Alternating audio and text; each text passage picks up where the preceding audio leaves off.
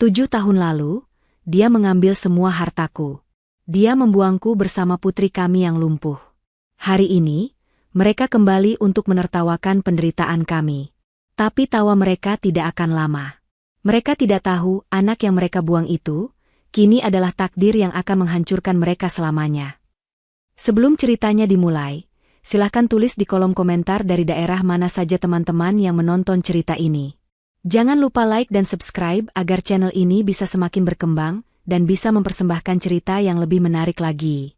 Dina menghela napas panjang. Tetesan keringat membasahi kening di balik hijabnya yang sederhana. Baru saja ia selesai melakukan sesi terapi harian untuk Bintang, putrinya yang berusia 3 tahun. Bintang terduduk diam di kursi roda kecilnya, menatap Dina dengan mata bening yang selalu terlihat sedikit sedih. Sejak kecelakaan mobil setahun lalu yang merenggut kemampuan Bintang untuk berjalan, hidup Dina terfokus pada 2 hal, merawat Bintang dan mencari biaya untuk kesembuhannya. Hari ini adalah hari yang berat. Dina baru saja menyerahkan sisa tabungan terakhirnya kepada Pak Rahmat, terapis fisik yang datang 3 kali seminggu. Rp100.000 terakhir di dompetnya berpindah tangan, ditukar dengan harapan tipis bahwa otot-otot di kaki Bintang suatu hari nanti akan merespons. "Bintang lapar? Ibu buatkan bubur." "Ya," ujar Dina lembut, sambil mengelap kaki mungil putrinya. Bintang hanya mengangguk pelan. Dina bangkit, merasakan sendi lututnya berbunyi protes. Ia lelah, teramat lelah. Ia melihat ke arah dapur. Beras tersisa sedikit, cukup untuk bubur Bintang, tapi mungkin tidak cukup untuknya makan malam nanti. Ia berharap suaminya, Andro, segera pulang. Andro bilang proyeknya di luar kota akan segera selesai, dan ia akan membawa uang banyak. Dina sudah tidak sabar. Ia perlu membeli susu formula khusus untuk Bintang, dan membayar cicilan kursi roda ini. Suara deru mobil terdengar di halaman. Bukan suara mobil Andro yang biasanya. Mobil ini terdengar lebih baru dan lebih halus. Dina mengintip dari jendela. Sebuah mobil sedan hitam mengkilap berhenti tepat di depan teras rumah mungil mereka. Jantung Dina berdebar. Apakah Andro berhasil? Apakah ia membeli mobil baru? Pintu mobil terbuka. Andro keluar dari kursi pengemudi. Ia tampak berbeda. Kemeja batiknya yang lusuh digantikan kemeja sutra mahal. Rambutnya disisir rapi berkilau. Tapi bukan itu yang membuat Dina terpaku. Dari kursi penumpang, keluar seorang wanita. Wanita itu muda, cantik, dengan riasan tebal dan gaun merah menyala yang ketat. Wanita itu memandang rumah mereka dengan tatapan jijik. Dina segera meraih Bintang dan menggendongnya. Ia merasa ada yang tidak beres. "Mas?" sapa Dina ragu saat Andro dan wanita itu melangkah masuk tanpa permisi. Andro tidak menjawab. Ia bahkan tidak melihat ke arah Dina atau Bintang. Matanya sibuk menatap wanita di sebelahnya. "Bagaimana, sayang? Suka rumahnya?" "Yah, sebentar lagi ini jadi milik kita," kata Andro pada wanita itu. "Mas, apa maksudmu? Siapa dia?" Suara Dina bergetar. Wanita itu tertawa, suaranya melengking. "Kenalkan, aku Risma, calon nyonya Andro." Risma melangkah angkuh, menyentuh sofa usang mereka dengan ujung jarinya. "Mas, cepatlah. Aku tidak tahan bau pengap di sini. Aku mau segera pindah ke rumah baru kita." "Dina, kita selesai," kata Andro akhirnya. Datar, dingin, dan tanpa emosi. Dunia Dina seakan runtuh. "Selesai? Apa maksudmu, Mas? Kita punya Bintang." "Justru itu masalahnya," bentak Andro, wajahnya tiba-tiba berubah garang. Ia menunjuk Bintang dalam gendongan Dina. "Aku sudah muak. Aku muak hidup miskin, muak punya istri yang penampilannya kucel, dan aku muak mengurus anak cacat itu." Hati Dina seperti ditusuk ribuan jarum.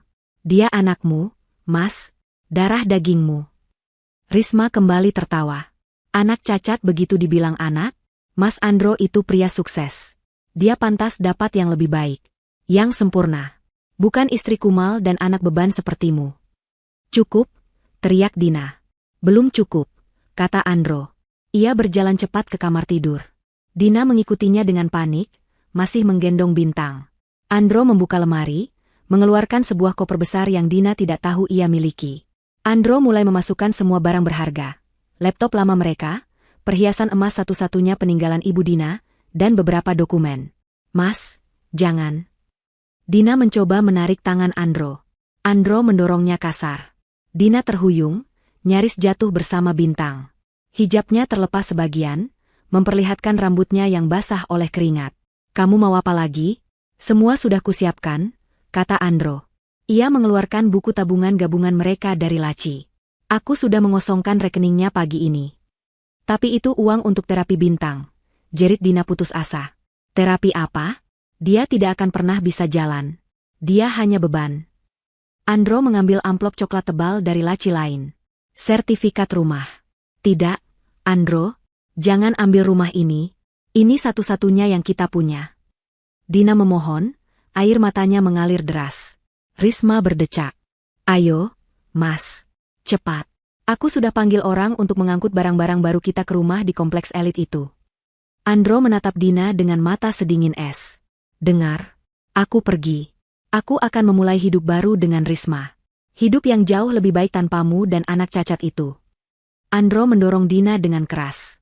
Kali ini Dina benar-benar jatuh terduduk di lantai, masih memeluk Bintang yang mulai menangis ketakutan. Andro melangkah melewatinya. Risma berhenti sejenak di depan Dina, lalu meludah ke lantai di dekat kaki Dina. "Selamat tinggal, wanita menyedihkan." Mereka berdua keluar. Suara pintu mobil dibanting terdengar keras, diikuti deru mesin yang menjauh. Dina terdiam membeku. Ia tidak bisa bergerak. Rumah itu terasa begitu kosong dan dingin. Ia hanya bisa memeluk Bintang, mengguncang-guncang tubuhnya pelan. "Tidak apa-apa, Nak. Ada ibu. Ada ibu," bisiknya berulang kali, lebih untuk meyakinkan dirinya sendiri. Rumah itu hening. Perabotan masih ada, tapi jiwa rumah itu telah pergi. Semua uang, semua harapan, telah dibawa kabur oleh pria yang ia cintai. Pria yang tega menyebut putrinya sendiri sebagai beban. Dina menangis dalam diam, air matanya menetes di pipi Bintang. Setelah beberapa lama, ia mencoba bangkit. Ia harus kuat demi Bintang. Ia harus membereskan kekacauan ini. Saat itulah matanya menangkap sesuatu di bawah pintu depan. Sebuah amplop putih yang terlipat. Amplop itu pasti diselipkan seseorang saat ia dan Andro bertengkar tadi. Dengan tangan gemetar, Dina meraih amplop itu dan membukanya. Jantungnya serasa berhenti berdetak saat membaca isinya. Itu adalah surat peringatan terakhir. Surat penggusuran. Rumah itu ternyata sudah dijual oleh Andro sebulan yang lalu tanpa sepengetahuannya. Peringatan itu menyatakan bahwa pemilik baru akan mengambil alih rumah ini dalam 3 hari. Dina meremas surat itu. Andro tidak hanya meninggalkannya. Andro tidak hanya mengkhianatinya. Ia telah merencanakan ini semua. Ia membiarkan Dina menghabiskan uang terakhirnya untuk terapi, sementara ia bersiap membuang mereka ke jalanan. 3 hari berlalu seperti mimpi buruk. Dina mengemasi sisa-sisa hidupnya ke dalam 2 kardus mie instan bekas. Tidak banyak yang tersisa. Pakaiannya dan pakaian Bintang, beberapa panci penyok, dan kasur lantai tipis. Kursi roda Bintang adalah barang paling berharga yang mereka miliki. Orang-orang suruhan pemilik baru datang tepat di hari ketiga. Mereka mengangkut sofa dan lemari lama tanpa belas kasihan. Dina berdiri di pinggir jalan, menggendong Bintang di satu lengan dan mendorong kursi roda di lengan lainnya, sementara hujan gerimis mulai turun. Hijabnya basah, menempel di wajahnya yang pucat. Ia tidak tahu harus kemana. Setelah berjalan tanpa tujuan selama 1 jam, ia teringat sebuah gang sempit di dekat pasar becek. Di sana ada deretan kontrakan petak yang disewakan bulanan dengan harga murah. Dengan sisa tenaga, ia menuju ke sana. Ibu pemilik kontrakan menatapnya dengan curiga, apalagi saat melihat Bintang. Tapi ia kasihan melihat Dina yang basah kuyup. Sebulan 150.000. Kamar mandi di luar, pakai sama-sama. Air bayar sendiri, kata wanita itu. Dina tidak punya uang. "Ibu saya tidak punya uang sekarang.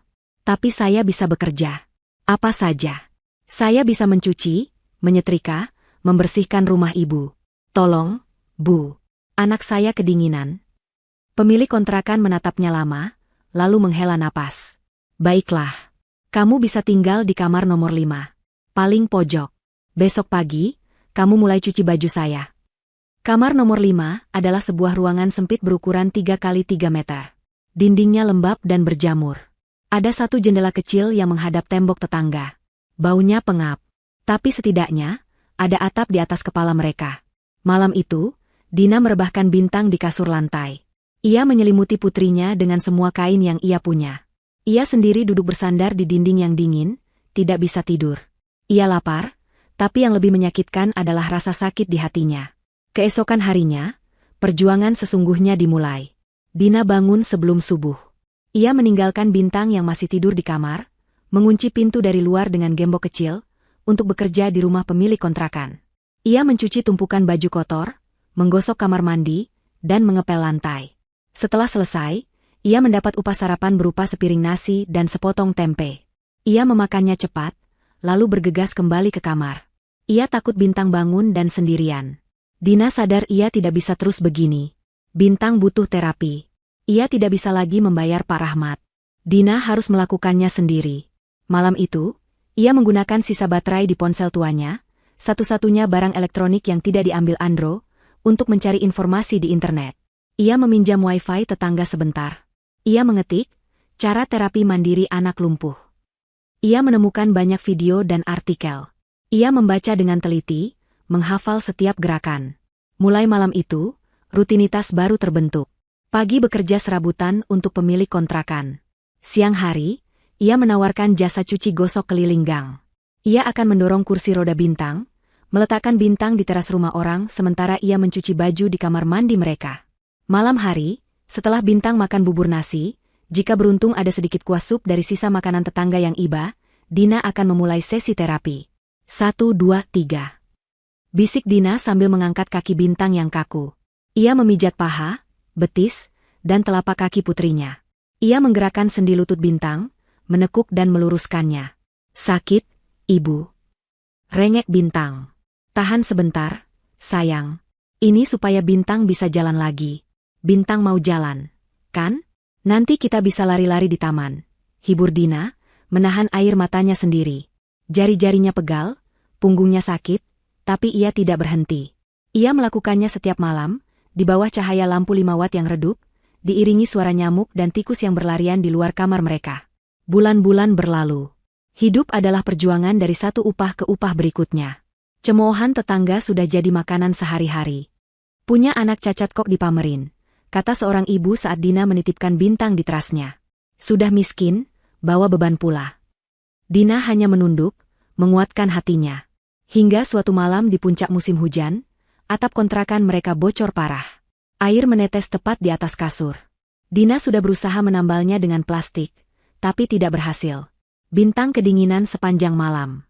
Keesokan harinya, tubuh Bintang panas membara. Dina panik. Ini bukan demam biasa.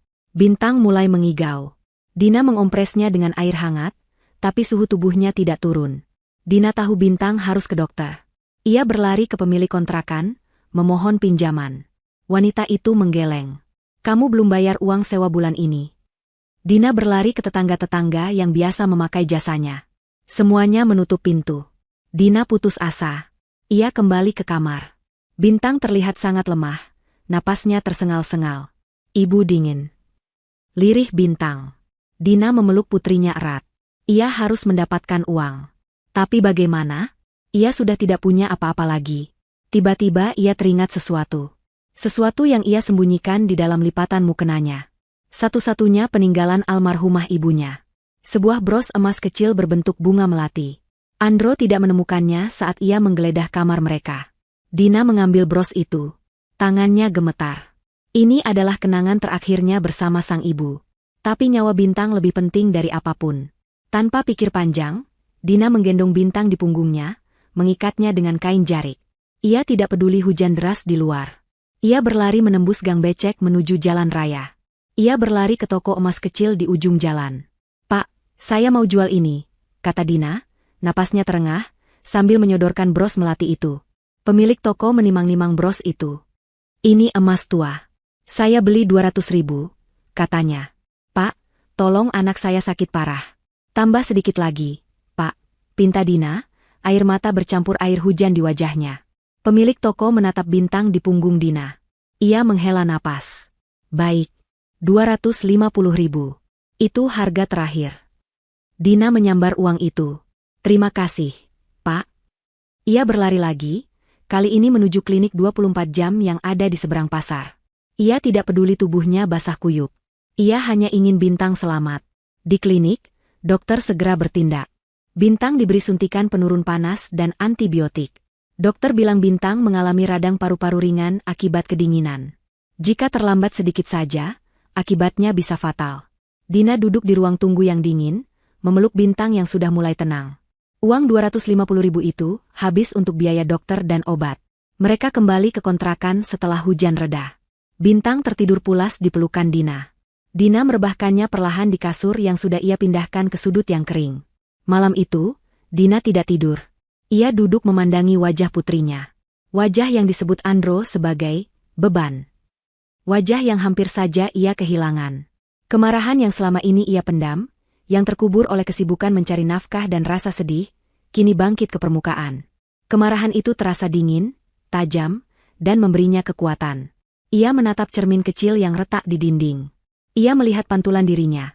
Seorang wanita berhijab lusuh, mata yang sembab, dan wajah yang lelah. Tapi di dalam mata itu, ada api yang baru saja menyala. Bintang, bisiknya pelan, lebih kepada dirinya sendiri. Ibu bersumpah demi Allah. Ibu akan pastikan kamu berjalan. Ibu akan pastikan kamu mendapatkan hidup yang lebih baik dari ini. Dan mereka, ayahmu dan wanita jahat itu, ibu pastikan mereka akan membayar setiap tetes air mata kita. Mereka akan bersujud menyesal telah membuangmu, nak. Ibu janji. Sumpah yang diucapkan Dina di depan cermin retak malam itu, bukanlah sekadar pelampiasan emosi. Sumpah itu menjadi baja yang mengeraskan tulang punggungnya. Ketakutan hampir kehilangan Bintang karena radang paru-paru telah mengubah kesedihannya menjadi sebuah tekad yang dingin dan tak terpatahkan. Dina sadar, ia tidak bisa lagi hanya mengandalkan belas kasihan tetangga atau upah harian dari mencuci baju. Ia harus membangun sesuatu. Ia harus memiliki kendali atas hidupnya sendiri, demi Bintang. Perubahan itu dimulai dari hal kecil. Ibu pemilik kontrakan, yang meski galak tapi diam-diam iba, suatu hari mencicipi bekal makan siang Dina. Saat itu Dina memasak orek tempe kering sisa bahan semalam. Wanita itu terkejut. Dina, tempe kamu ini enak sekali. Bumbunya pas. Beda dari yang lain, pujinya. Sebuah ide terlintas di benak Dina. Ibu, kalau saya buatkan, apa ibu mau beli? Dari sanalah semuanya bermula. Dina menggunakan sisa uang terakhir dari penjualan bros ibunya, yang ia sisihkan sedikit setelah membeli obat, sebagai modal. Ia membeli tempe, cabai, dan bumbu dapur. Ia memasak 2 kilogram orek tempe kering, dan membungkusnya dalam kantong-kantong plastik kecil. Ia menitipkannya di warung-warung kelontong sekitar gang.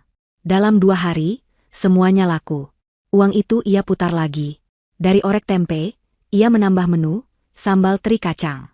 Laku lagi. Hidupnya berubah menjadi rutinitas yang luar biasa melelahkan. Ia bangun jam 2 pagi, saat Bintang masih terlelap. Ia pergi ke pasar induk, membeli bahan makanan dengan sisa-sisa uang modalnya. Pukul 4 pagi, ia mulai memasak di dapur umum kontrakan yang sempit, berbagi tempat dengan penghuni lain. Pukul 7 pagi, ia mengantar pesanan, kini ia menerima pesanan nasi kotak kecil-kecilan, sambil mendorong kursi roda Bintang. Siang hari, ia kembali untuk menyiapkan bahan masakan esok hari. Malam hari, tidak peduli seberapa lelah tubuhnya, adalah waktu untuk Bintang. Sesi terapi yang ia pelajari dari internet kini menjadi ritual suci. Ayo, nak, luruskan. Bisik Dina, sambil memijat betis Bintang yang masih kaku. Bintang, yang kini berusia 4, lalu 5 tahun, mulai mengerti. Ia tidak lagi sering menangis saat terapi. Ia menggigit bibirnya, menahan sakit, berusaha mendorong tangan Dina. Sakit, ibu, keluhnya. Sakit itu tandanya otot Bintang bekerja. Bintang mau jalan, kan? Bintang mau lari kejar kupu-kupu, kan? Kata Dina, menyeka keringat di dahi putrinya. Dina tidak pernah menyerah. Ia memijat, meregangkan, dan melatih otot-otot itu. Ia mengajari Bintang merangkak. Meskipun Bintang hanya bisa menyeret tubuh bagian bawahnya. Ia membuat palang pegangan sederhana dari bambu bekas, melatih Bintang untuk berpegangan dan mencoba berdiri. Setiap kemajuan, sekecil apapun, mereka rayakan. Saat Bintang berhasil bergeser 1 senti sendirian, Dina akan memeluknya dan memberinya hadiah, sepotong biskuit. 3 tahun berlalu dalam sekejap mata. Bintang kini berusia 6 tahun. Perjuangan Dina telah membuahkan hasil nyata. Usaha catering kecil-kecilannya, yang ia beri nama, Catering Barokah Ibu Dina, mulai dikenal di lingkungan itu. Ia tidak lagi tinggal di kamar petak yang bocor. Ia berhasil menyewa sebuah kontrakan paviliun kecil, 2 ruangan dengan dapur dan kamar mandi sendiri. Sebuah kemewahan yang tak ternilai. Dina tidak lagi mencuci baju orang lain. Ia kini adalah seorang pengusaha catering, yang setiap hari melayani pesanan puluhan boks nasi untuk acara syukuran atau rapat kantor kelurahan. Perubahan terbesar ada pada Bintang. Berkat gizi yang lebih baik dan terapi yang tak kenal putus, Bintang tumbuh menjadi anak yang lebih ceria. Tubuhnya lebih berisi. Dan yang terpenting, ia tidak lagi hanya terbaring. Ia sudah bisa duduk tegak sendiri tanpa sandaran. Ia bisa merangkak dengan cepat menggunakan kekuatan tangannya. Ia bahkan bisa berdiri berpegangan pada dinding. Dina tahu keajaiban itu sudah dekat. Suatu sore, Dina sedang sibuk menyelesaikan pesanan besar untuk acara arisan. 50 boks kue basah. Ia harus cepat.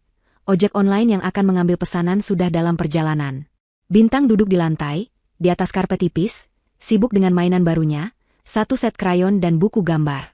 Dina membelikannya agar Bintang tidak bosan selagi ia bekerja.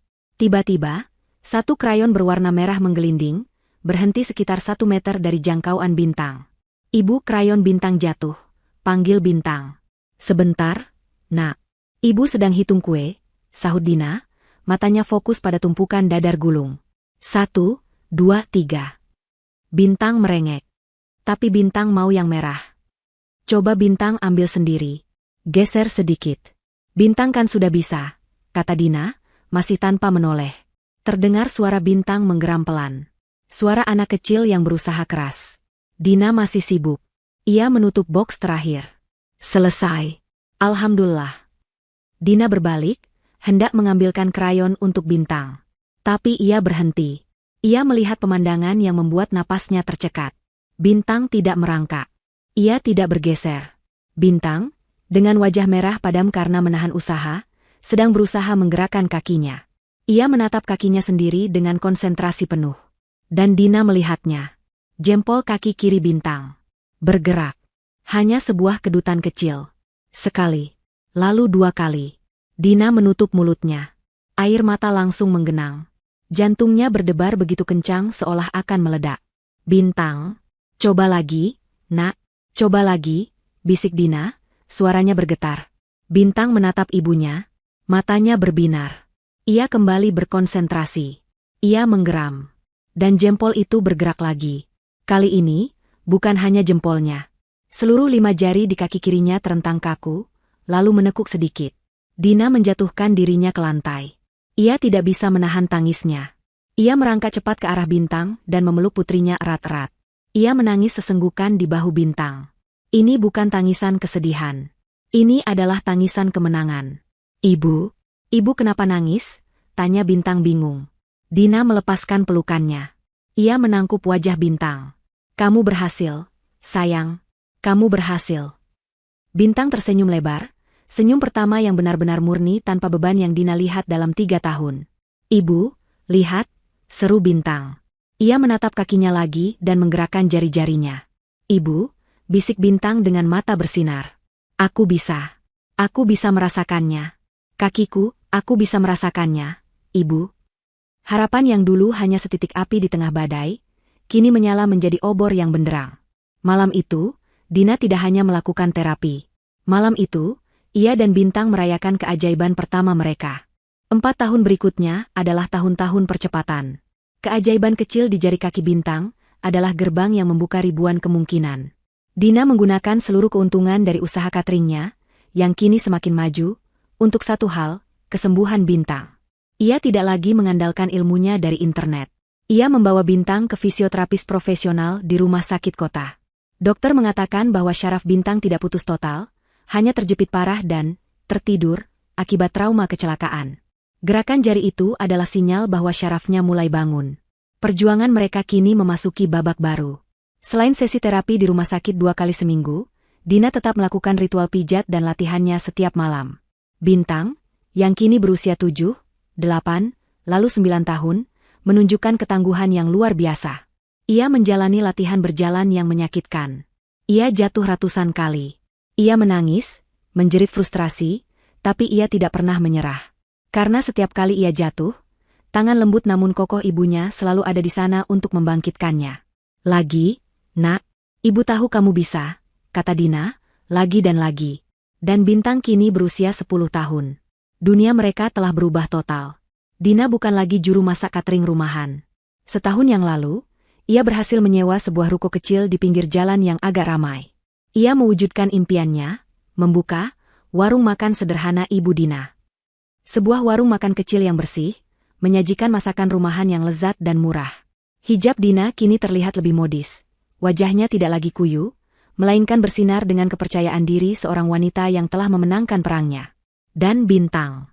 Bintang berdiri di samping kasir, membantu Dina memberikan uang kembalian. Ia tidak lagi di kursi roda. Ia berdiri dengan kedua kakinya sendiri. Langkahnya memang tidak sempurna. Kaki kirinya masih menyeret sedikit, menyisakan jejak lumpuhan masa lalunya. Ia berjalan sedikit tertatih.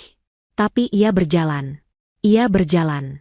Untuk membantunya menjaga keseimbangan saat lelah, Bintang terkadang menggunakan tongkat bantu jalan kecil yang elegan. Tapi seringkali, ia menolak. Ia ingin membuktikan bahwa ia bisa. Namun, bukan hanya kemampuan berjalannya yang menjadi keajaiban. Selama tahun-tahun terapi yang panjang itu, saat ia harus duduk diam berjam-jam sementara ibunya bekerja, Bintang menemukan dunianya sendiri. Krayon dan buku gambar yang dulu dibelikan Dina telah berevolusi.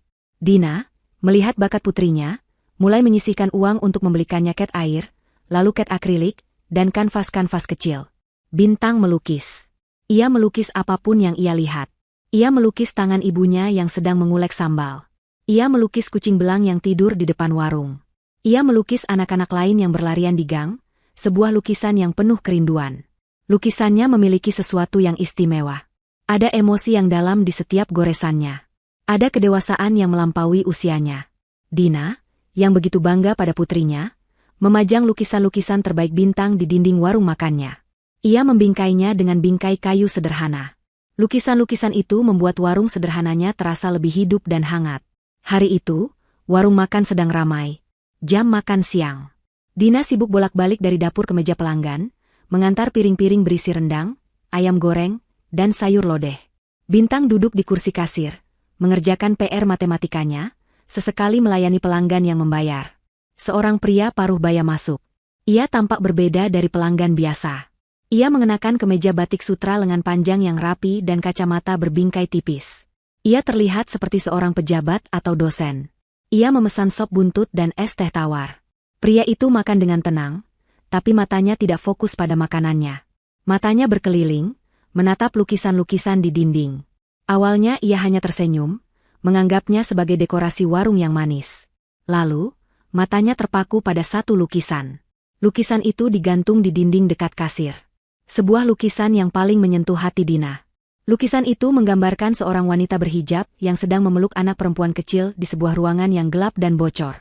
Di luar jendela, badai mengamuk. Tapi di dalam pelukan ibu itu, sang anak terlihat damai, bermandikan cahaya hangat.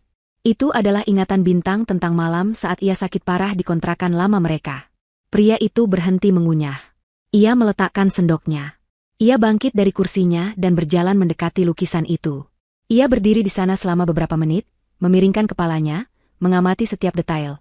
Sapuan kuas pada air hujan, ekspresi sang ibu, dan cahaya hangat yang tidak realistis namun terasa begitu nyata. Ia beralih ke lukisan lain. Lukisan tangan Dina yang sedang memijat kaki. Lukisan kaki-kaki kecil yang mencoba melangkah. Pria itu tertegun. Setelah menghabiskan makanannya, ia berjalan ke kasir, tempat Bintang duduk. Sop buntut 1, es teh tawar 1. 28.000, Pak, kata Bintang sopan. Pria itu tersenyum dan memberikan uang. Enak sekali sop buntutnya, Nak. Ia tidak langsung pergi. Boleh saya bertanya? Lukisan-lukisan di dinding ini, siapa yang melukisnya? Bintang tersenyum malu. Saya, Pak. Mata pria itu melebar di balik kacamatanya.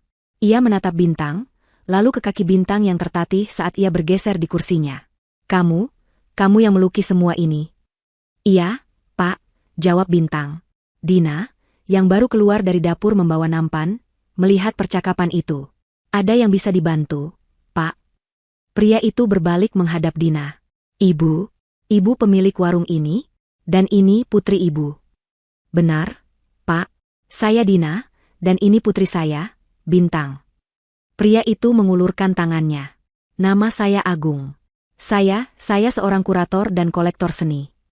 Dina dan Bintang saling pandang, tidak mengerti. Kolektor? Saya mencari dan mengumpulkan karya seni. Lukisan, jelas Pak Agung. Suaranya terdengar sedikit bergetar karena antusias. Ibu, lukisan putri ibu ini, luar biasa. Benar-benar luar biasa. Emosinya, tekniknya untuk anak seusia dia ini jenius. Dina terperangah. Ia tahu lukisan bintang bagus, tapi ia tidak pernah menyangka akan mendapat pujian seperti itu. Pak Agung menunjuk lukisan ibu dan anak di tengah badai itu. Lukisan yang itu, apa itu dijual? Dina menggeleng cepat. Oh, tidak, Pak.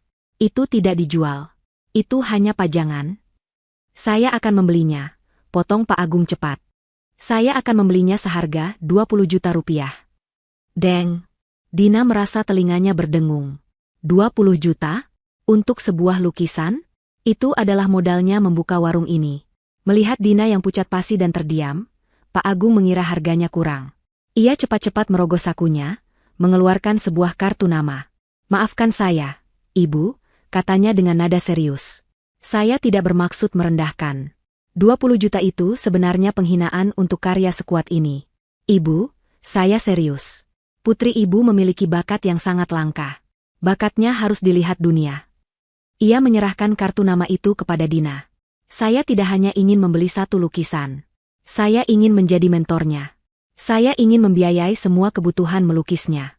Dan jika ibu izinkan, saya ingin membuatkan pameran tunggal pertama untuk bintang. Tawaran Pak Agung terasa seperti mimpi di siang bolong. 20 juta rupiah. Pameran tunggal. Mentor. Kata-kata itu berputar-putar di kepala Dina. Ia menatap Pak Agung dengan curiga. Di gang sempit tempat ia dulu tinggal, orang yang terlalu baik biasanya punya maksud tersembunyi. Pak, Bapak tidak sedang bercanda, kan? Kami ini hanya penjual nasi, ujar Dina, suaranya pelan. Pak Agung tersenyum tulus. Ibu Dina, Bapak tidak mengenal status sosial. Saya sudah puluhan tahun di dunia seni, mata saya terlatih. Putri ibu ini, bintang dia istimewa. Saya tidak bercanda. Saya serius ingin membantu. Dina menatap bintang. Mata putrinya itu berbinar-binar. Ini adalah pertama kalinya seseorang selain dirinya melihat bintang sebagai sesuatu yang istimewa, bukan beban atau cacat. Keputusan itu dibuatnya saat itu juga. Baik, Pak. Saya percaya sama Bapak. Saya izinkan. 6 bulan berikutnya adalah sebuah angin puyuh. Pak Agung menepati janjinya. Ia tidak langsung mengambil alih. Ia datang ke warung Dina seminggu sekali. Awalnya hanya untuk minum teh dan mengobrol dengan Bintang. Ia tidak mengajari Bintang cara melukis. Ia hanya bertanya, apa yang Bintang rasakan waktu melukis ini? Kenapa Bintang pilih warna gelap di sini? Pak Agung menyediakan semua yang Bintang butuhkan. Kanvas-kanvas besar. Cat minyak berkualitas tinggi yang warnanya jauh lebih kaya daripada cat akrilik murah yang biasa Bintang pakai, puluhan jenis kuas, dan sebuah easel kayu yang kokoh. Bintang tidak lagi melukis di lantai. Warung makan Dina tetap berjalan, tapi fokus Dina kini terbagi. Pagi ia memasak untuk warung, sore ia menemani Bintang melukis.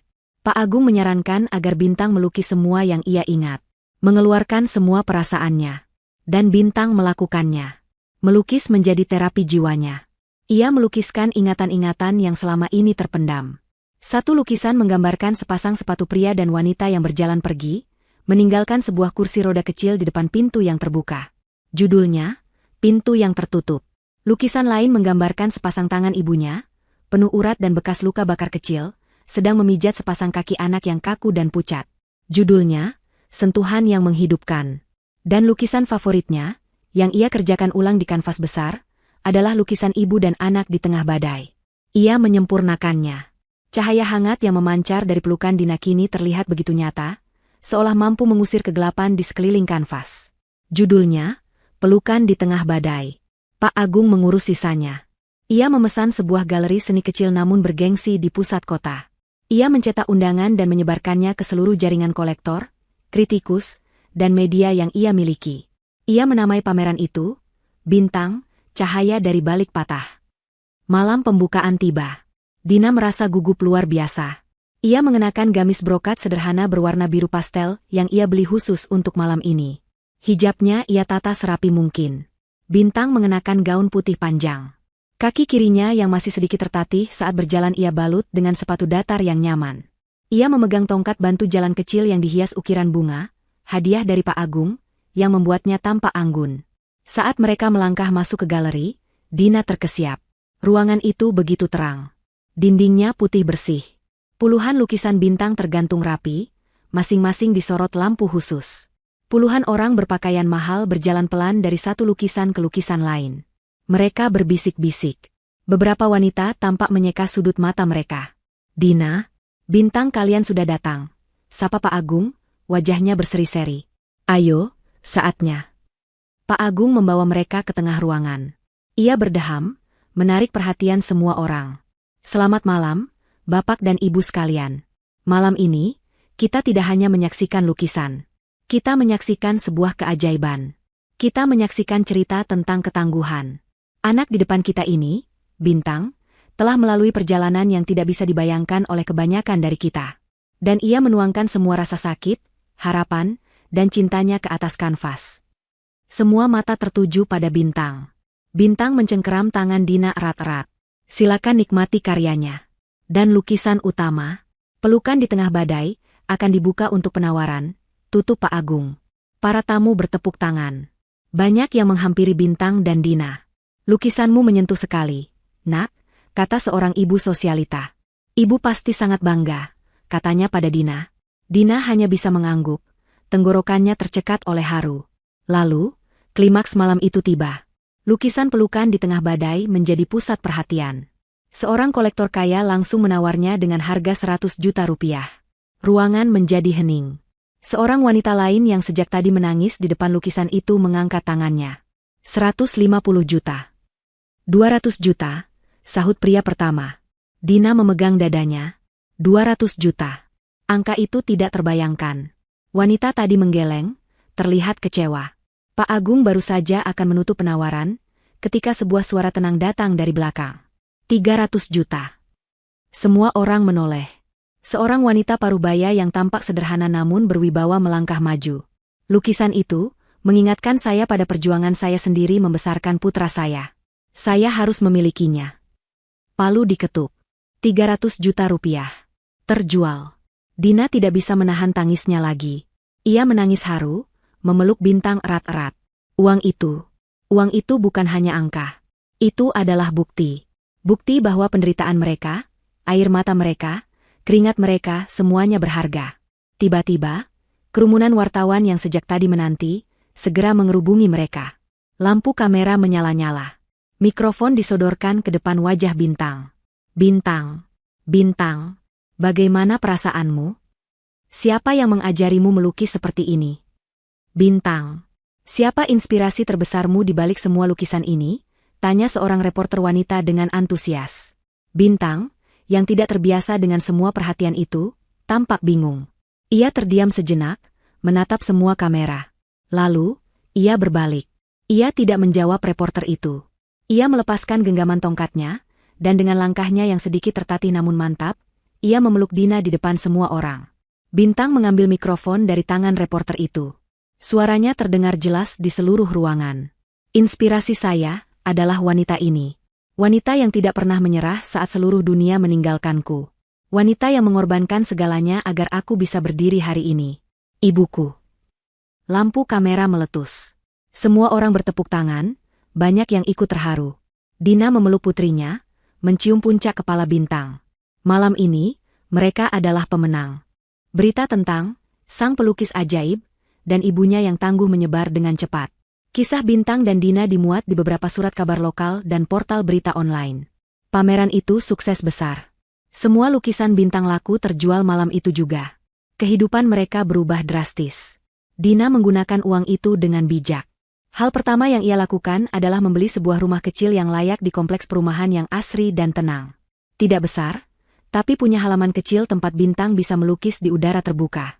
Ia juga merenovasi warung makannya, membuatnya lebih besar dan nyaman, lalu merekrut 3 orang karyawan untuk membantunya memasak dan melayani.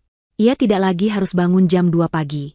Hal terpenting, ia mendaftarkan Bintang ke fasilitas fisioterapi terbaik di kota itu. Terapi intensif dengan peralatan modern membuat kemajuan Bintang semakin pesat. Langkahnya semakin stabil, meski dokter berkata ia mungkin akan selalu memiliki sedikit pincang sebagai pengingat masa lalunya. Bintang juga mulai bersekolah di sekolah seni swasta yang bagus. Dina akhirnya bisa bernapas. Ia bisa menikmati secangkir teh di sore hari, sambil melihat bintang melukis di taman. Ia melihat putrinya tertawa. Beban yang selama 7 tahun menghimpit dadanya akhirnya terangkat. Ia bahagia. Di sudut lain kota itu, di sebuah rumah kontrakan yang berantakan, sepasang mata menatap layar ponsel dengan penuh kedengkian. Kurang ajar. Beraninya dia, desis Risma. Di layar ponselnya, terpampang artikel berjudul, Perjuangan Ibu dan Anak, dari kursi roda menjadi bintang galeri. Ada foto Dina yang tersenyum anggun di samping bintang, dikelilingi orang-orang kaya. Ada apa sih, Riz? Kamu teriak-teriak terus. Aku lagi pusing. Suara Andro terdengar dari kamar. Ia keluar sambil menggaruk dadanya. Penampilannya jauh dari pria sukses yang meninggalkan Dina 7 tahun lalu. Rambutnya berminyak, ia hanya memakai kaos singlet yang sudah kotor. Pusing? Kamu harus lihat ini. Risma menyodorkan ponsel itu ke wajah Andro. Mata Andro membelalak. Ia membaca artikel itu. Ia melihat foto Dina. Wanita yang ia tinggalkan karena kumal, kini tampak bersih dan terhormat. Lalu ia melihat bintang. Anak yang ia sebut cacat dan beban, itu kini berdiri tegak. Di bawah foto, ada keterangan tentang lukisan yang terjual ratusan juta. 300 juta. Andro tergagap. Hidup Andro dan Risma berbanding terbalik dengan Dina. Uang yang dicuri Andro dari Dina habis dalam setahun pertama. Ia mencoba membuka sebuah kafe mewah untuk menyaingi teman-temannya, tapi ia tidak tahu cara mengelolanya. Kafe itu bangkrut, menyisakan tumpukan utang.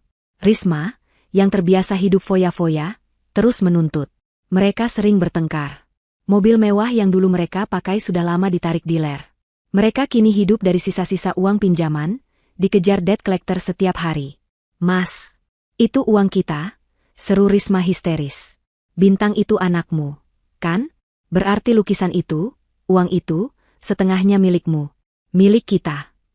Keserakahan langsung menyala di mata Andro. Ia sudah lupa pernah menyebut bintang sebagai beban. Yang ia lihat sekarang adalah angka ratusan juta. Kamu benar, Riz, kata Andro, senyum licik mulai terbentuk di wajahnya. Dia masih anakku. Dia berutang hidup padaku. Dina, pasti dia mencuci otak anak itu. Kita harus temui mereka, kata Risma. Kita harus minta bagian kita. Anak perempuan kita, Lani, juga butuh biaya sekolah, kan? Risma menunjuk Lani, putri mereka yang berusia 7 tahun, yang sedang duduk diam di sudut ruangan, bermain dengan boneka rusak, terabaikan. Rencana jahat itu terbentuk cepat. Mereka tidak bisa datang dengan penampilan seperti ini. Andro menguras sisa limit kartu kredit terakhirnya.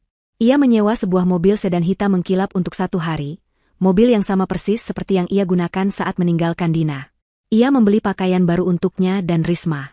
Risma memakai riasan paling tebal, gaun paling mencolok, dan semua perhiasan imitasinya agar terlihat kaya. Mereka mencari alamat Dina dari berita di internet. Mereka menemukan rumah baru Dina di kompleks perumahan itu. Jantung mereka berdebar penuh antisipasi jahat. Mereka tiba di depan rumah Dina. Rumah itu tampak asri, dengan taman bunga yang terawat di depannya. Jauh lebih baik dari ruko atau kontrakan kumuh mereka. Pagar rumah tidak terkunci. Mereka melihat Dina ada di teras, sedang menyiram tanaman sore hari. Dina mengenakan blus rumahan yang bersih dan hijab instan yang rapi. Ia tampak sangat tenang dan damai. Pemandangan itu menyulut api iri dalam diri Risma. Risma turun dari mobil, membanting pintunya keras-keras untuk menarik perhatian. Andro menyusul di belakangnya, berusaha memasang wajah sombong. Dina menoleh, kaget mendengar bantingan pintu. Matanya terpaku pada 2 sosok yang berjalan ke arahnya. Wajah-wajah yang telah ia paksa untuk lupakan selama 7 tahun. Jantungnya seakan berhenti berdetak. Risma berhenti beberapa langkah di depan Dina, memandangnya dari atas ke bawah dengan tatapan menghina. Oh, masih hidup rupanya, seru Risma dengan tawa yang dibuat-buat. Kukira sudah mati kelaparan di kontrakan kumuhmu itu. Dina terdiam, tangannya yang memegang selang air bergetar. Andro melangkah maju, berdiri di samping Risma. Ia menatap Dina dengan dingin, seolah ia adalah bos besar yang datang untuk inspeksi. Ia melirik ke dalam rumah, mencari-cari. Penampilanmu lumayan juga sekarang, kata Andro. Tapi kami kesini bukan untuk basa-basi. Kami kesini mau lihat anak cacat itu. Masih hidup dia? Pertanyaan Andro menggantung di udara sore yang tenang. Kami kesini mau lihat anak cacat itu. Masih hidup dia? Selang air di tangan Dina bergetar hebat. Selama 7 tahun, Dina telah membayangkan momen ini dalam 1000 skenario berbeda. Kadang ia membayangkan dirinya menjerit histeris. Kadang ia membayangkan dirinya menangis dan memohon. Tapi sekarang, saat momen itu benar-benar tiba, ia tidak merasakan apa-apa selain rasa dingin yang aneh. Rasa dingin yang membekukan semua ketakutan dan kesedihannya, menyisakan baja yang keras di tulang punggungnya. Bau parfum Risma yang menusuk hidung, terlalu manis dan murah, membawanya kembali ke hari kehancuran itu. Suara tawa Andro, masih sama persis, tawa yang meremehkan dan penuh kekejaman. Risma, melihat Dina hanya diam membeku, mengira ia telah mengenai sasaran. Ia mengira Dina sedang hancur. Ini adalah kesempatan sempurna untuk memamerkan kemenangannya. Mas, panggil Risma dengan suara manja yang dibuat-buat, sambil melambaikan tangannya ke arah mobil. Lani, sayang, sini, nak, salam sama, tante ini. Seorang anak perempuan kecil berumur sekitar 7 tahun turun dari mobil sewaan itu. Ia mengenakan gaun pesta berwarna merah muda yang mencolok, penuh renda, yang tampak tidak nyaman dan terlalu berlebihan untuk kunjungan sore hari. Rambutnya diikat 2 dengan pita besar. Anak itu, Lani, tampak bingung dan sedikit takut. Ia berjalan pelan, bersembunyi di balik kaki Andro. Risma menarik Lani ke depan dengan sedikit kasar. Ia membelai rambut Lani, tatapan matanya menusuk lurus ke arah Dina. Lihat, Dina, kata Risma, suaranya sengaja dikeraskan agar terdengar oleh tetangga. Ini Lani, putriku, putri kami. Ia menekankan kata, kami. Lihat dia. Sempurna, kan? Cantik, sehat, kulitnya bersih. Dan yang paling penting, Risma mencondongkan tubuhnya ke depan, berbisik dengan jahat, dia normal. Kakinya 2, bisa lari, bisa loncat. Tidak seperti anakmu yang menyedihkan itu. Dina menatap Lani. Di balik gaun mewah yang norak itu, Dina melihat seorang anak yang kurus dan ketakutan. Mata Lani tidak berbinar seperti mata bintang. Mata itu kusam. Hati Dina terasa perih, bukan untuk dirinya sendiri, tapi untuk anak itu. Andro tertawa lagi, merasa di atas angin. Kami dengar kamu dapat uang. Pasti dari belas kasihan orang-orang, ya? Berita di koran itu. Kasihan, janda miskin beranak cacat, jadi orang-orang berbaik hati menyumbang. Ia menepuk-nepuk setelan sewaannya yang terasa kaku. Kami kesini juga mau berbaik hati. Siapa tahu kamu butuh pinjaman. Tentu saja, ada bunganya. Mereka berdua menunggu reaksi. Mereka menunggu Dina menangis, menjerit, atau memohon. Tapi Dina hanya menurunkan selang air itu perlahan. Ia menutup keran. Ia merapikan sedikit ujung hijabnya. Lalu ia mengangkat wajahnya. Matanya, yang dulu selalu penuh air mata, kini tenang dan sedingin es. Kalian mau apa kesini? Tanya Dina. Suaranya datar. Tidak ada getaran, tidak ada kemarahan, tidak ada kesedihan. Hanya pertanyaan biasa. Ketenangan Dina ini membuat Risma murka. Rencananya untuk membuat Dina histeris gagal total. Mau apa katamu? Bentak Risma, suaranya naik 1 oktav. Kami ini orang tuanya Bintang. Kami berhak lihat dia. Kami berhak atas apa yang dia hasilkan. Jangan pura-pura lupa, Dina. Tanpa Andro, anak cacat itu tidak akan pernah ada. Andro mengangguk setuju. Ia melipat tangan di dada. Jadi, jangan buang waktu kami. Di mana dia? Aku tanya sekali lagi, gimana kabar anak cacat itu? Andro tertawa terbahak-bahak, tawa yang paling menyakitkan yang pernah Dina dengar. Masih pakai popok? Masih ngiler di kursi roda? Ayo, keluarkan dia. Biar Lani lihat, betapa beruntungnya dia punya orang tua seperti kami, bukan seperti kamu. Ini adalah puncak penghinaan. Ini adalah kata-kata yang telah membakar jiwa Dina selama 7 tahun. Risma, yang sudah tidak sabar, kehilangan kendali. Ia tidak tahan melihat Dina yang begitu tenang di depan rumahnya yang asri, sementara ia harus hidup di kontrakan bau yang dikejar penagih utang. Ah, kelamaan, seru Risma.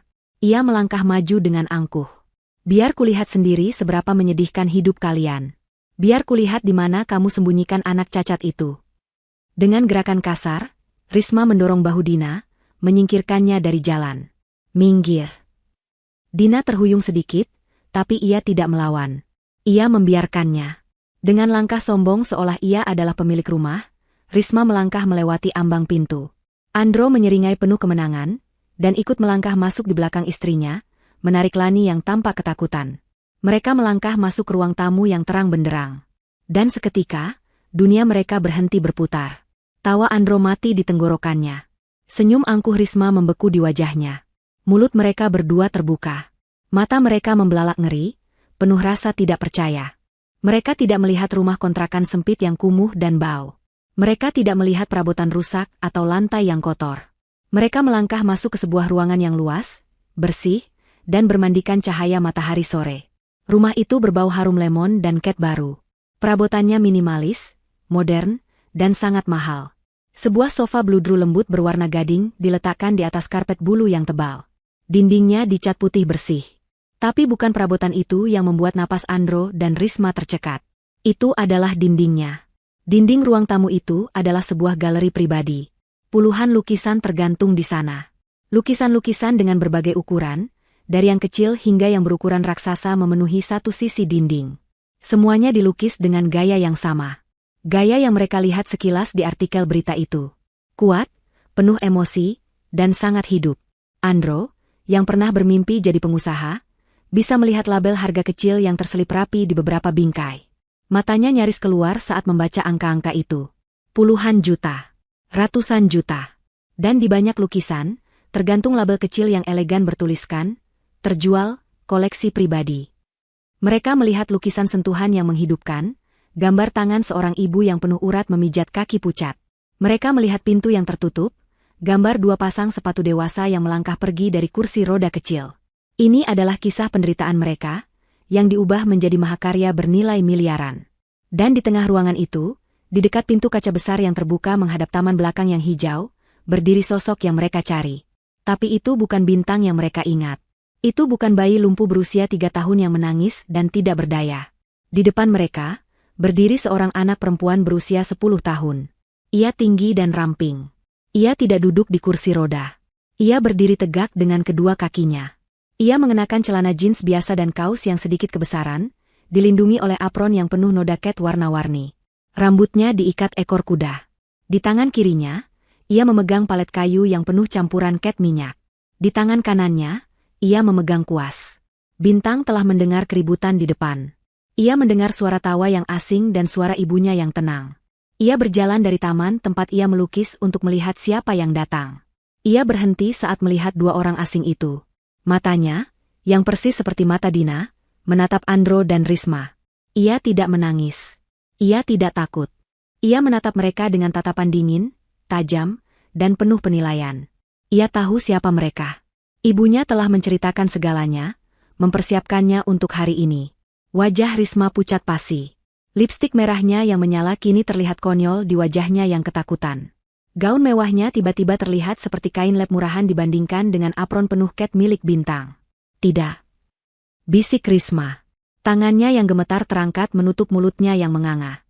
Tidak mungkin. Ini pasti mimpi. Andro mundur selangkah, menabrak kusen pintu. Kakinya lemas. Keringat dingin membanjiri kemeja sutra sewaannya. Pria yang baru saja tertawa terbahak-bahak itu kini tergagap. Itu bukan dia. Dina, siapa anak ini? Di mana Bintang? Teriak Andro panik, menolak menerima kenyataan.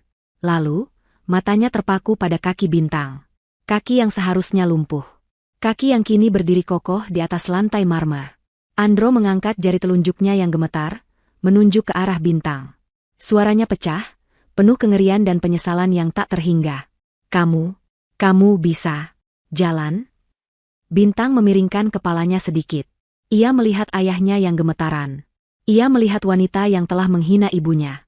Lalu ia melirik Lani, anak perempuan ketakutan yang bersembunyi di belakang gaun Risma. Bintang mengalihkan pandangannya kembali ke Andro. Ia tidak menjawab pertanyaan itu. Ia hanya mengajukan pertanyaan baliknya. Suaranya tenang, jernih, dan menusuk jauh ke dalam jiwa Andro dan Risma. Kenapa? Tanyanya. Kaget? Dina melangkah maju dari teras. Ia tidak lagi terlihat tegang. Ia berjalan dengan tenang, berdiri di samping Bintang, dan meletakkan tangan pelindung di bahu putrinya. Dari posisinya yang baru, Dina kini menatap rendah pada dua sosok yang membeku di ambang pintunya. Senyum tipis, senyum pertama hari itu, tersungging di bibir Dina. Senyum yang dingin dan penuh kemenangan. Selamat datang kembali, Andro, Risma, ujar Dina. Suaranya terdengar jelas di ruangan yang hening itu. Silakan masuk. Jangan berdiri di pintu. Masuk, dan lihatlah lebih dekat, beban, yang sudah kalian buang 7 tahun yang lalu. Keheningan di ruang tamu itu terasa pekat, hanya terganggu oleh napas Andro yang tersengal-sengal dan suara Risma yang tergagap. Dua sosok yang datang dengan kesombongan itu, kini berdiri membeku seperti patung garam, hancur lebur oleh kenyataan yang menghantam mereka. Andro adalah yang pertama hancur. Kakinya tidak lagi sanggup menopang tubuhnya. Ia tersandung sofanya sendiri, atau lebih tepatnya, sofa sewaan yang ia pakai, dan jatuh berlutut di depan pintu. Matanya bergerak liar. Dari bintang yang berdiri tegak, ke lukisan-lukisan di dinding, lalu ke label, terjual. Pria itu mulai menangis. Bukan tangisan penyesalan yang tulus, melainkan tangisan seorang pecundang yang menyadari bahwa ia telah membuang tiket lotre yang memenangkan hadiah utama. Tidak mungkin. Isaknya. Ia merangkak maju beberapa langkah, tangannya terulur ke arah bintang. Bintang, anakku. Itu ayah, nak. Berbeda dengan Andro yang lumpuh karena penyesalan, syok yang dialami Risma dengan cepat berubah wujud. Ketakutan itu menguap, digantikan oleh bara keserakahan yang menyala-nyala. Matanya yang tadinya membelalak ngeri kini menyipit, menghitung dengan cepat. Lukisan, uang, rumah, mobil. Ia tidak peduli bintang bisa berjalan. Ia hanya peduli bahwa anak lumpuh yang ia hina itu kini adalah mesin pencetak uang. Mas? Desis Risma, menyikut Andro yang masih menangis di lantai. Bodoh. Jangan menangis. Sadar, Mas. Ini semua ini uang. Risma bangkit. Ia merapikan gaunnya yang mencolok, mencoba mengembalikan sikap angkuhnya. Ia mengabaikan Andro. Ia berjalan mendekati bintang, senyum palsu yang mengerikan terpasang di wajahnya yang penuh riasan tebal. Bintang, sayang. Suaranya dibuat semanis mungkin. Kamu ingat tante, kan? Tante Risma, tante yang dulu pernah ke rumahmu. Bintang mundur selangkah, bersembunyi di balik Dina. Tatapannya tetap dingin. Wah, lukisanmu bagus sekali, nak. Pintar, ya. Risma mengulurkan tangannya, hendak menyentuh sebuah kanvas besar yang menggambarkan tangan Dina sedang memijat. Jangan sentuh. Suara Dina begitu pelan, namun terdengar seperti cambuk di ruangan itu. Risma menarik tangannya seolah tersengat listrik. Lukisan itu sudah laku, lanjut Dina, suaranya tetap tenang dan datar. Dan tanganmu terlalu kotor untuk menyentuh cerita hidup kami. Beraninya kamu, pekik Risma, wajah palsunya langsung luntur. Kamu sombong sekali sekarang, ya, Dina? Kamu lupa siapa yang bikin anak itu? Hah? Kalau bukan Mas Andro? Tepat saat konfrontasi itu akan memanas, bel pintu berbunyi. Dina, yang jelas sudah menduga kedatangan tamu ini, berbalik dengan tenang. Masuk saja, Pak. Tidak dikunci, panggilnya. Pintu terbuka. Pak Agung melangkah masuk, diikuti oleh seorang wanita yang membawa buku catatan dan seorang pria yang membawa kamera video profesional. Ah, Dina, Bintang, maaf kami sedikit terlambat. Jalanan macet, kata Pak Agung. Ia berhenti ketika melihat 3 sosok tak diundang di ruang tamu. Ia melihat Andro yang menangis di lantai, Risma yang memasang wajah marah, dan Lani yang bersembunyi ketakutan. Maaf, apa kami mengganggu? Wanita reporter itu langsung mengenali situasinya. Dram. Ini adalah bahan berita yang jauh lebih baik daripada sekadar wawancara biasa. Si juru kamera, tanpa diperintah, langsung mengangkat kameranya dan menekan tombol rekam. Lampu merah kecil di kamera itu menyala. Melihat orang-orang baru, melihat kamera, sesuatu dalam otak Andro terputus. Ini adalah panggungnya. Ini adalah kesempatan terakhirnya. Ia tidak lagi melihat logika. Ia hanya melihat satu kesempatan untuk merebut kembali apa yang telah ia buang. Dengan raungan yang lebih mirip suara binatang terluka, Andro melompat maju. Bukan ke arah Dina. Bukan ke arah Risma. Ia melompat dan bersujud di kaki Bintang. Ia memeluk kedua kaki Bintang. Kaki yang dulu ia sebut cacat. Kaki yang kini berdiri kokoh. Bintang. Anakku. Maafkan ayah, teriak Andro histeris. Air mata dan ingus membasahi wajahnya. Ia menatap Bintang dengan tatapan memohon yang menjijikan. Ini ayah, nak. Ayah kembali untukmu. Ayah tidak bermaksud meninggalkanmu. Ayah khilaf, nak. Ayah dibutakan oleh cinta. Juru kamera itu memperbesar bidikannya. Ini adalah momen emas. Bintang, Yang merasa jijik kakinya dipeluk oleh pria asing yang menangis ini, berusaha menarik kakinya. "Lepas," serunya. "Ayah tidak akan melepasmu lagi, nak. Ayah akan menjagamu sekarang. Ayah akan tinggal di sini bersamamu dan ibumu. Kita akan jadi keluarga lagi," ratap Andro. Dina hanya menonton dengan wajah tanpa ekspresi. Ia membiarkan Bintang menangani ini sendiri. Bintang, dengan kekuatan yang tidak disangka-sangka, menarik kakinya dengan keras. Cengkeraman Andro terlepas, membuatnya jatuh terguling ke samping di lantai marmer. Bintang melangkah mundur, berdiri tegak di samping ibunya. Langkahnya yang sedikit tertatih saat ia bergerak cepat itu justru menunjukkan kekuatannya. Ia menatap Andro yang terkapar. "Ibuku yang menjagaku," kata Bintang, suaranya jernih dan menusuk. "Ibuku yang mengajariku berjalan. Ibuku yang ada saat aku sakit. Ibuku yang ada saat aku menangis. Kamu," Bintang menunjuk Andro, "kamu bukan siapa-siapa." Penolakan itu lebih tajam dari pisau. Andro, yang ditolak mentah-mentah oleh putrinya di depan kamera, berubah panik. Reputasinya hancur. Ia harus mencari kambing hitam. Ia berguling, lalu menunjuk Risma yang berdiri membeku. Dia racunnya," teriak Andro kepada Pak Agung dan reporter. "Dia yang meracuni pikiranku. Wanita iblis ini, dia yang memaksaku meninggalkan anak istriku. Dia yang bilang Bintang itu beban. Saya ini korban. Saya korban rayuannya. Tolong saya, Pak. Saya mau kembali ke keluarga saya." Mata Risma membelalak. Ia tidak percaya Andro mengkhianatinya secepat itu.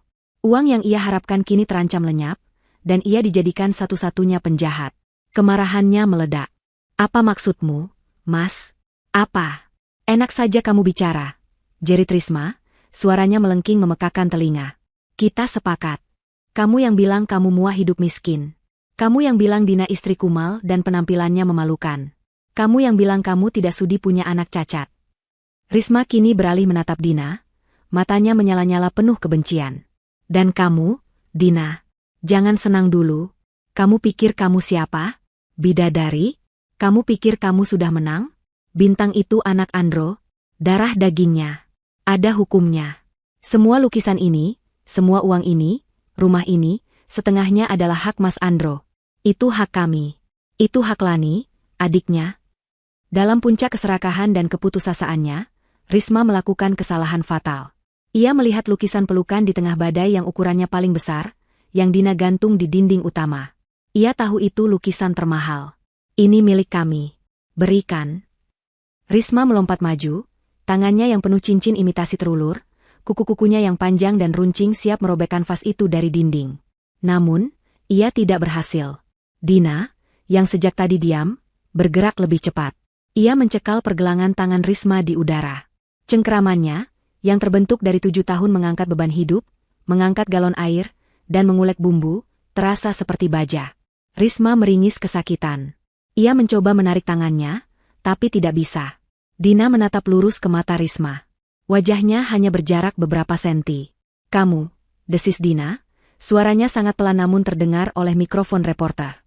"Tidak punya hak atas apapun di rumah ini, dulu, sekarang, dan selamanya." Dina melepaskan cengkeramannya dengan satu sentakan keras, membuat Risma terhuyung mundur. Dina lalu berbalik dengan tenang ke arah Pak Agung, mengabaikan Andro dan Risma seolah mereka adalah perabot rusak. "Pak Agung," kata Dina sopan, "maaf merepotkan.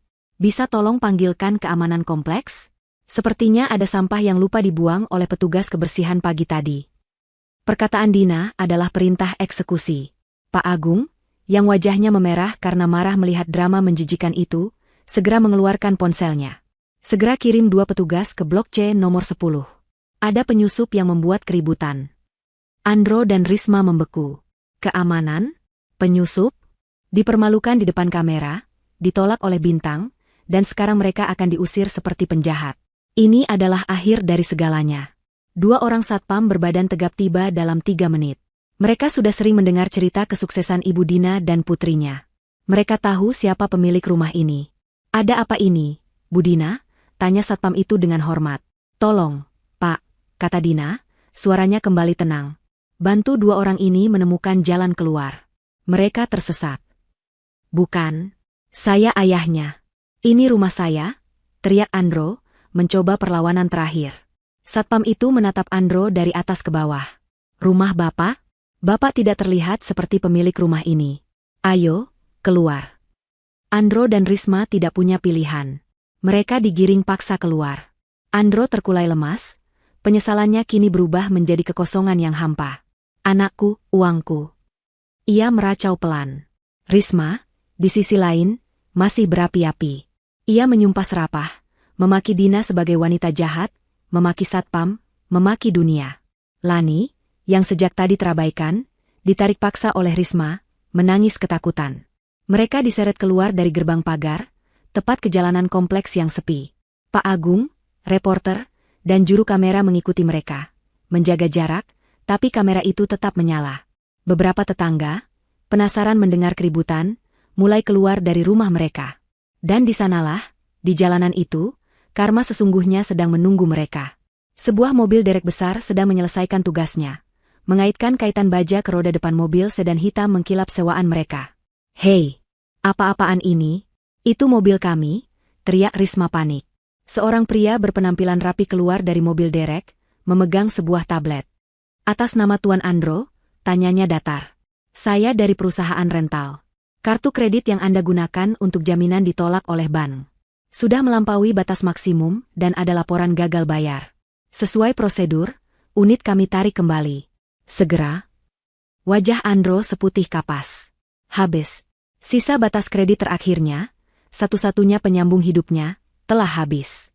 Mereka kini terdampar. Diusir, dipermalukan, dan tidak punya kendaraan untuk lari. Bagi Risma, ini adalah titik puncaknya. Pria yang ia bela. Pria yang ia pikir akan memberinya kekayaan. Pria yang membuatnya meninggalkan segalanya. Ternyata seorang pecundang, seorang pembohong, seorang yang bangkrut. Mobil itu mulai diangkat. Harapan terakhir mereka untuk melarikan diri dengan sedikit harga diri kini melayang di udara. Ini semua salahmu. Risma menjerit seperti orang gila. Ia melompat ke arah Andro, tidak lagi peduli pada tetangga, pada kamera, atau pada putrinya sendiri. Ia menyerang Andro. Ia menjambak rambut berminyak suaminya, mencakar-cakar wajah Andro dengan kuku imitasi merahnya. Pria tidak berguna. Penipu. Kamu bilang kita akan kaya. Kamu bilang kamu hebat. Lihat sekarang. Kita jadi tontonan. Kamu bangkrut. Kamu membuatku malu. Lepas, Ris, sakit.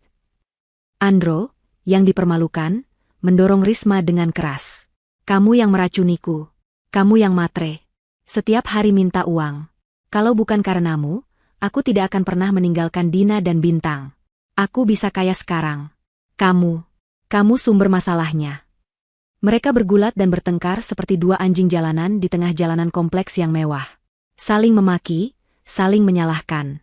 Lani, anak mereka, berdiri sendirian di trotoar.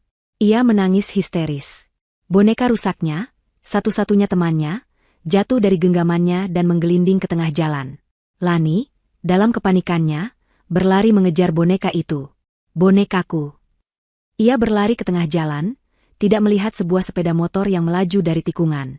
Lani. Jeritan itu datang dari teras rumah. Bukan dari Risma. Bukan dari Andro. Itu adalah suara Dina. Pengendara motor itu mengerem mendadak. Suara decitan ban memekakan telinga. Motor itu berhenti, hanya berjarak beberapa senti dari tubuh mungil Lani. Lani jatuh terduduk di aspal, menangis ketakutan. Lututnya tergores dan berdarah. Andro dan Risma membeku. Mereka berhenti berkelahi. Mereka menatap putri mereka yang nyaris celaka. Mereka baru sadar telah melupakan anak itu. Pengendara motor itu membuka helmnya. Kalian orang tua macam apa? Bentaknya marah. Bertengkar sampai anak sendiri mau mati. Gila kalian, ya? Tetangga-tetangga bergidik ngeri. Reporter itu merekam semuanya. Wajah Andro dan Risma. Pertengkaran mereka. Kelalaian mereka. Anak mereka yang menangis berdarah di jalanan. Dan Dina, yang berdiri di teras rumahnya, menatap mereka dengan tatapan kasihan. Mereka telah kehilangan segalanya. Uang, harga diri, martabat, dan hampir saja kehilangan anak mereka karena keserakahan mereka sendiri. Mereka kini tidak punya apa-apa, saling membenci, terjerat utang, dan terbukti di depan umum sebagai orang tua terburuk di dunia. Satpam kompleks akhirnya melerai. Sudah. Pergi kalian dari sini. Bikin malu saja. Andro, hancur total, harus memapah Risma yang kini menangis histeris. Lani dipapah oleh satpam lain, yang menatap kedua orang tuanya dengan tatapan jijik. Mereka bertiga berjalan kaki, tertatih-tatih, keluar dari gerbang kompleks. Pergi menuju masa depan mereka yang suram, penuh utang, dan saling menyalahkan. Di teras, Dina menghela napas panjang. Ia memeluk Bintang, yang tubuhnya sedikit gemetar. Sudah, nak, bisik Dina. Sudah selesai. Iblisnya sudah pergi. 1 bulan kemudian. Pemandangan berganti ke Bandara Internasional Soekarno-Hatta yang ramai. Dina, mengenakan gamis elegan dan hijab terbaiknya, mendorong troli yang penuh koper. Ia tidak lagi terlihat seperti penjual nasi. Ia terlihat seperti seorang pengusaha wanita yang sukses dan percaya diri. Di sampingnya, berjalan Bintang. Usianya kini hampir 11 tahun. Ia memakai jaket musim dingin yang baru. Ia berjalan tanpa tongkat. Langkah kaki kirinya masih menyisakan sedikit jejak. Pengingat permanen akan masa lalunya, tapi langkah itu penuh keyakinan. Mereka berhenti di depan papan keberangkatan yang besar. Ibu, Bintang gugup. Bisik Bintang, matanya tertuju pada satu baris tulisan, Paris, Charles de Gaulle, on time. Dina tersenyum, merangkul bahu putrinya. Kenapa gugup? Pameran tunggal pertamamu di Eropa sudah menunggu. Pak Agung bilang, galeri di Paris itu suka sekali dengan lukisan pelukan di tengah badai milikmu. Bintang menatap ibunya, matanya yang bening bersinar. Bukan itu, Bu. Bintang gugup, karena Bintang bahagia sekali. Rasanya seperti mimpi. Dina memeluk putrinya erat. Ia mencium kening Bintang. Ini bukan mimpi, sayang. Ini adalah takdir yang kita perjuangkan. Kita berhasil. Allah Maha Adil. Kamera menjauh, menunjukkan punggung seorang ibu berhijab yang dulu dibuang, dan seorang anak perempuan yang dulu disebut cacat. Keduanya berjalan berdampingan, mendorong troli mereka, melangkah pasti menuju gerbang keberangkatan internasional. Mereka meninggalkan semua bayangan kelam masa lalu, berjalan lurus menuju masa depan yang cerah dan penuh cahaya.